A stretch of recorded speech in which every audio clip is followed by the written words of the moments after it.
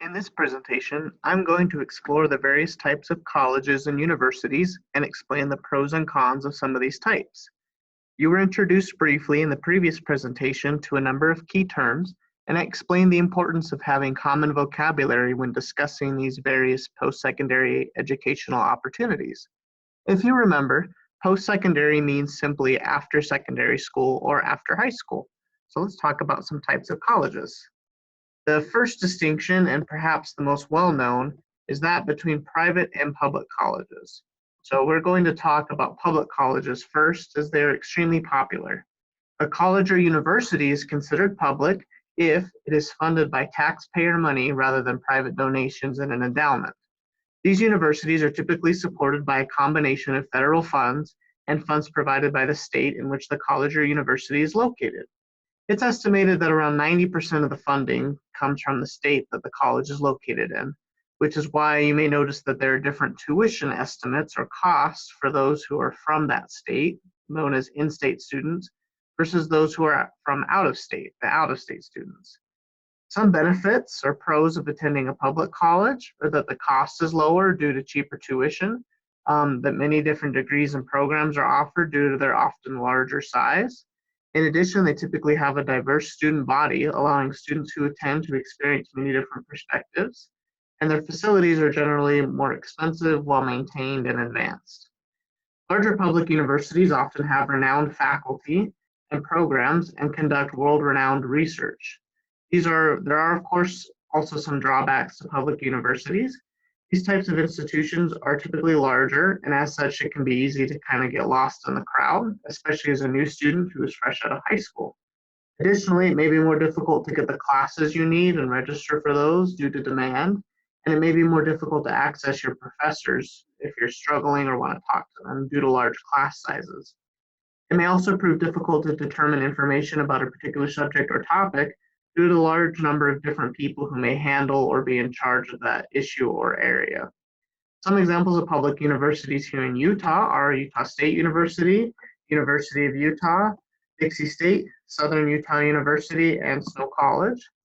And then some other out-of-state examples of popular public colleges are like UCLA, University of California, Los Angeles, Texas A&M, Penn State, and the University of Oregon. The other main type of college or university is a private university. Private universities are funded outside of the public realm by donors or private corporations and organizations. Some may be affiliated with a particular religious institution or association as well. The schools may still end up receiving some federal aid via the individual loans applied for by the student body, but they do not receive any federal or state funding directly, with the rare exceptions of some research funding. Some benefits to private colleges are that they are typically very prestigious and well-known, as well as smaller sized. Additionally, they tend to offer more scholarship opportunities than large public universities, and are often specialized or focused on a particular area or field of study. There are, of course, some drawbacks to these private universities. They tend to have a much more expensive sticker price, which is the cost advertised by the university, or the cost that you would find if you just Googled, what does it cost to attend this particular university? So a higher sticker cost than public universities, as well as less diversity. However, it is important to note that even though the sticker price may be more expensive after all the scholarships are factored in, and they might be about the same price as a public university, due to their smaller size, there are often less course offerings as well than public universities. Some examples of popular private universities are Yale, Harvard, Stanford, Brigham Young University, and Cornell. Another big difference between institutions is the number of years that students generally take in order to get a degree, which tends to also relate directly to the institution's course offerings.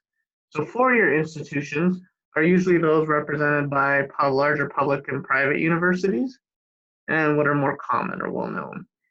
At these institutions, the end result of a majority of the course offerings is usually a bachelor's degree. They are so named as it typically takes students about 4 years of study to obtain a bachelor's degree. These institutions also offer graduate programs so that students may continue their education after their first 4 years.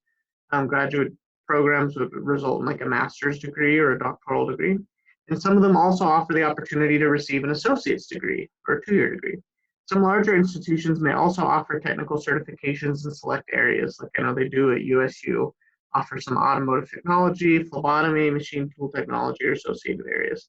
It is important to note that while these institutions may offer 2-year and technical programs, they are generally more expensive than if they were taken at a smaller 2-year community college or technical college.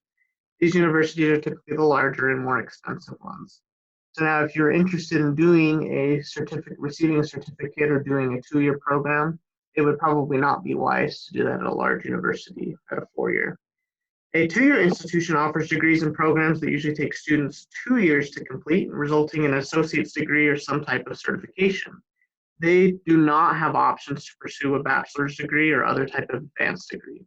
A student may start out their educational journey at a smaller 2-year college and then transfer to a larger 4-year university upon completing their first 2 years of coursework. This is a popular way to save money, but it is important that you ensure that the institution you will be transferring to accepts all of the credits and coursework that you obtained at the 2-year school. Otherwise, it was all for naught. Yet another important yet often misunderstood distinction to make is between community colleges and technical or trade schools.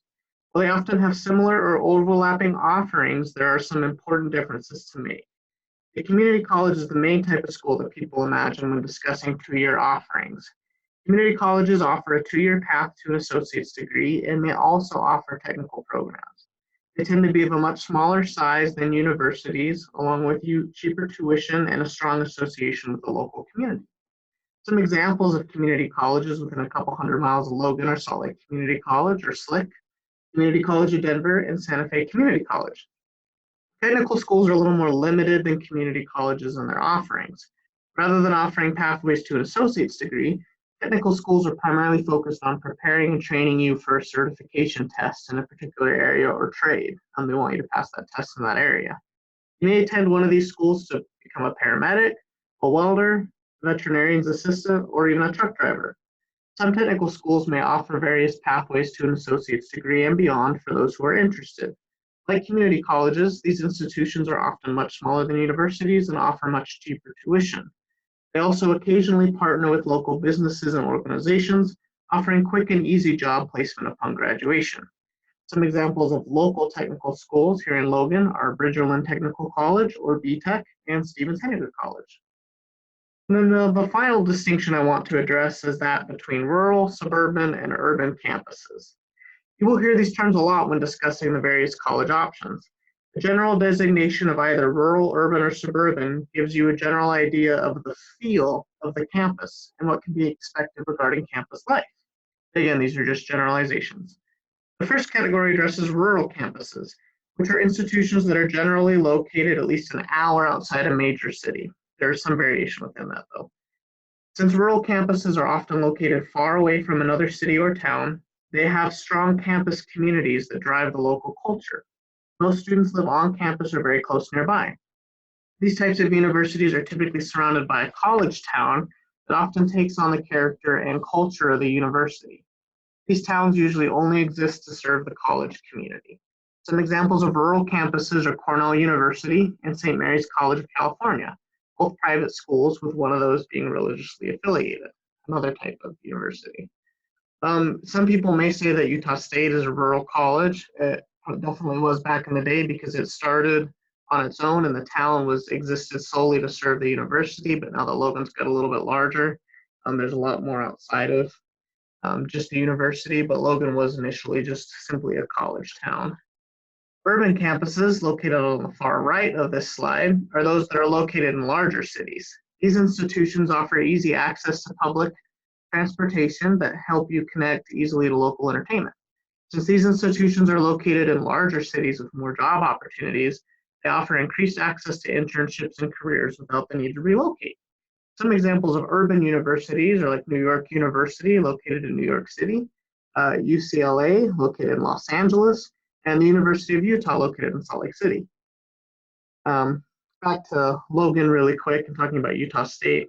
Utah State is, about 45 minutes to an hour away from Salt Lake as a major city, but it is only about 30 minutes away from Ogden, which can be considered a major city. And for that reason, I haven't personally designated it as rural.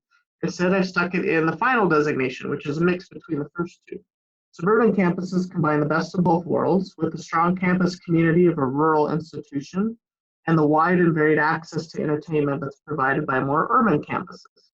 These universities often offer access to outdoor activities as well as transportation and connections to nearby larger cities, so you're not totally isolated. Examples of some suburban universities are Northwestern University, Pomona College, and then, of course, our own Utah State University. Now that you've learned more about the various types of colleges, you are that much closer to being able to research a post-secondary educational opportunity completely on your own. Please be thinking about the differences between these various types of institutions and which ones attract you the most. There may potentially be a combination of features that you most desire as well, like potentially a suburban private college. In the next lesson, we will discuss the terminology associated with the academic component of each institution. So be prepared to talk about and discuss that as well in the upcoming weeks.